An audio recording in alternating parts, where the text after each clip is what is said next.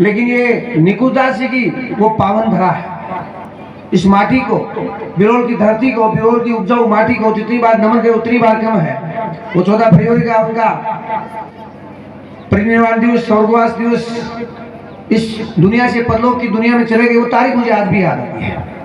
और मुझे भी 2-3 बार उनका शनय मिला, उनका आशीर्वाद मिला। मैं अपने आप को बड़ा खुशनसीब मानता हूँ। और इस गांव में जब एंट्री करते हैं तो लगता है कि निकुदास जी की ये तपोभूमि, ये पावन धरा है, ये उनकी धरती है जिसको बारंबार सलाम और सलूट और आदाब करे उतनी बात कम है। तो संतों की इस धरा को मैं नमन करूं और मुझे खुशी है इस प्रोग्राम की शुरुआत भी निकुदास जी के आश्रम के महंत ने ही आज के इस कार्यक्रम की विधिवत शुरुआत वार्षिक शो की है।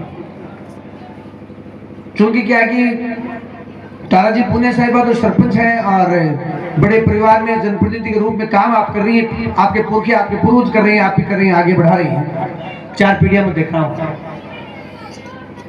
ये बच्चे जो हैं मेरे स्टूडेंट यहाँ बैठे हैं, मैं देख रहा हूँ, मैं बाय में लेक्चर रहा हूँ और बाय और बिरोल जब आता है तो मुझे लगता है कि ये मेरा एक गांव है। मैं डूमरा गांव में जन्मा हूँ, लेकिन मेरी पहली नौकरी यहाँ से हुई। अब भी मैं जहाँ से आया हूँ वहाँ मैं बोल के आया था जाखल के अंदर कि बाय और बिरोल से अच्छे मेरे लिए कोई गांव है नहीं। तो ये मैं तो अपने आप को गांव ही मानता हूँ। मैं इतना कहना चाहूँगा कि शिक्षा का काम जो हम करते हैं, बाबा साहब अम्बेडकर ने जो हमें सपना दिखाया था, देश के संविधान निर्माता बाबा साहब अम्बेडकर ने कहा था कि शिक्षा वो शेरनी का दूध है, जो पिएगा वो धाड़ेगा। निश्चित रूप से शिक्षा ऐसी चीज है। और मैं भी जो कुछ बोलता हूँ, बोल रहा हूँ, वो केवल और केवल माँ सरस्वती और इस कलम की ताकत के कारण बोल पा रहा हूँ। मेरे पास कोई जादू की छड़ी नहीं है।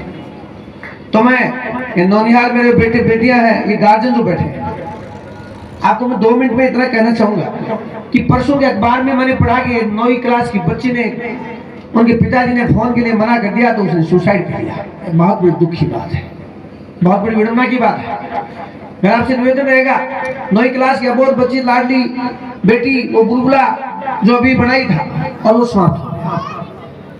लेकिन इसके लिए जिम्मेदार कोई नहीं है, तो नहीं है, लेकिन माँ बाप जरूर जिम्मेदार है।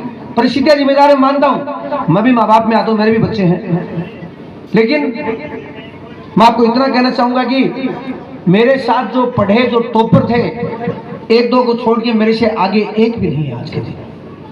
टॉपर होना ही बहुत कुछ नहीं होता है, लेकिन दुर्भाग्य क्या कि माँ बाप के 2 बच्चे हैं, एक बेटा और बेटी, तो ये चाहता है कि बेटा तो बन जाए कलेक्टर, जिसे गांव में सरपंच का चुनाव लड़ूं, सरपंच बन जाऊंगा। और एक बेटी है तो वो एसपी बन जाए, जिसे पड़ोसी की शुरू पे कब्जा करूं, मार दाड़ में काम है एसपी। खुद का नंबर कभी कोई परीक्षा में नहीं आया, लेकिन हम ये चाह रहे हैं कि नहीं, मेरे 2 बच्चे कलेक्टर हो जाएगा, एसपी हो जाएगा। ये बड़ा दुर्भाग्य है, ऐसा हो नहीं सकता। मेरा बेटा 10वीं क्लास में पढ़ता है, सैनिक स्कूल में पढ़ता है। 33 सैनिक स्कूल है हिंदुस्तान में, जहाँ से जनरल, कर्नल, बहुत से फौजी अधिकारी, जाबाज सिपाही निकलते हैं। मैं उसको लेटर लिखता हूँ, मेरे फोन में है वो पत्र, मैं आपको दिखा सकता हूँ। वहाँ रोज हम मिल नहीं सकते। मैं हमेशा उसको, मेरे बेटे को ये लिखता हूँ कि बेटा, दुनिया का सबसे ऊंचा युद्ध स्थल है सियाचिन, जिसको सियाचिन ग्लेशियर हम बोलते हैं, जे&के में। वहाँ मेरे मामा जी शहीद हुए थे कल की तारीख में, 21 फरवरी। वो दिन मुझे आज भी याद, आज अखबार में भी आया है। मैंने बेटे को ये पत्र लिखा कि बेटा, सियाचिन ग्लेशियर दुनिया का सबसे ऊंचा और खतरनाक युद्ध स्थल है, जहाँ चाइना, पाकिस्तान, इंडिया का त्रिकोण बनता है, ट्रायंगल बनता है। वहां जो फौजी खड़ा है वो रोज -50 डिग्री के टेम्परेचर में जिंदगी और मौत से रोज लड़ता है, रोज जीतता है, हारता नहीं है, रोज जीतता है। किस लिए? देश के तिरंगे, यान, बान, शान के लिए, हमारी सुरक्षा के लिए, हमारी सरहदों की सुरक्षा के लिए सीना तान के खड़ा रहता है कि तिरंगा ऐसे ही फहराता रहे, दुनिया में नाम रोशन करे। और वो हमेशा लड़ता है, हमेशा जीतता है, कभी नहीं हारता है। तो मैंने कहा उस फौजी को याद करो, तो सियाचिन में लड़ा है, बंदूक लेके खड़ा है, और आपको, आपकी महफूजता के लिए, आपकी सुरक्षा के लिए, आपको प्लेटफॉर्म के लिए, आपके लिए सब कुछ न्यौछावर करते हैं। वो रोज लड़ता है, रोज जीतता है, रोज जंग जीतता है। तो जीवन के अंदर एक परीक्षा कोई आपका लक्ष्य तय नहीं करती, एक परीक्षा आपका जीवन की कोई दशा और दिशा तय नहीं करती। इसलिए मैं आपको इतना कहना चाहूंगा कि उस फौजी को याद करें और हमेशा लड़े, हमेशा जीते। और ये तो मेरा जिंदगी का उसूल है। देश के प्रधानमंत्री माननीय मोदी साहब झुंझुनू जब आए तो उनके अखबार की सबसे महत्वपूर्ण 2 लाइनें बहुत बड़ी महत्वपूर्ण थी। वैसे तो सारा ही भाषण अपने लिए प्रेरणादायी था। उन्होंने कहा कि झुंझुनू के लोग झुकते नहीं है, जूझ सकते हैं।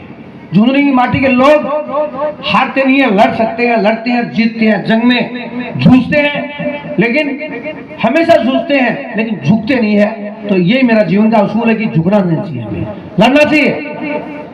मेरे कैंसर हुआ, आपके सामने खड़ा हूं, कैंसर को हराया, ये निकुंजदास जी का आशीर्वाद था। और अब 2015 में कैंसर से ठीक हुआ तो 8 साल ही हुई है मेरे। तो केसीसी का जो होता है ना, किसान क्रेडिट कार्ड जो रिन्यू नया पुराना होता है ना, तो मेरा तो नया पुराना हुआ 8 साल हुई है, 92 साल तक जीने वाला। तो मैं आपको कहना ही चाहता हूं कि अगर जीने की ताकत आदमी प्रयास खुद भी करे तो सारी कायनात, सारी दुनिया आपकी महफूजता में, आपके जीवन के लग जाती है। और उसके बाद में चाहे भ्रष्टाचार की बात हो, चाहे कार्यालय की बात हो, बाहर की बात हो, आपके सामने हमेशा सच बेधड़क बेबाक कहता है। और उसका रिजल्ट चाहे कुछ भी है, लेकिन सच में बड़ी ताकत होती है। तो हमेशा मैं इतना कहना चाहूंगा कि ये बच्चे और जो बच्चियां हैं, ये माँ बाप जो बैठे हैं, मैं आपको कहना चाहूंगा, आपके सपनों के पंख है, उड़ान है, आपके लिए छत है, आकाश है, लेकिन इनका जीवन की अभी शुरुआत हुई है, इनका जीवन अभी चालू हुआ है। आपका बेटा, आपकी बेटी, हमारा बेटा और बेटी है। शिक्षक कभी साधारण नहीं होता है, पल्ले और निर्माण दोनों शिक्षक की गोद में पलते हैं, ये चाणक्य ने घरानंद को कहा था। लेकिन जरूरी है कि 6 घंटे बच्चा यहाँ रहता है और 18 घंटा आपके पास रहता है। आपको देख के बच्चा सीखता है, तो आप इन पे अपनी जो मनसाएं, जो इच्छाएं हैं, वो आप लादे नहीं, इन बच्चों को पूरी आजादी दें। मैं ज्यादा नहीं जिलाऊंगा, आपको इतना कहना चाहूंगा, मेरी बेटी 12वीं क्लास में है, 10वीं में उसके 96.17 इंग्लिश मीडियम आरबीएससी में नंबर आए। और स्कूल से फोन आया, सबने कहा साइंस ले ले, मैथ ले ले, बायोलॉजी ले ले। मैंने कहा मेरे को थोड़ी पढ़ना तो उसको पूछो। तो उसने आर्ट्स ले लिया। 1-2 महीने बाद मुझे कहा कि पापा मैंने आर्ट्स ले रखा है। मैंने बहुत अच्छी बात है। तो बोली मैंने तो आपको इसलिए पूछ रहा हूँ कि मैंने 4 सब्जेक्ट तो ले लिए, एक के लिए पूछ रही हूँ, आपकी अनुमति से मैंने आर्ट्स नहीं ली। मैंने कहा बहुत अच्छी बात है, बेटी तो मेरी है।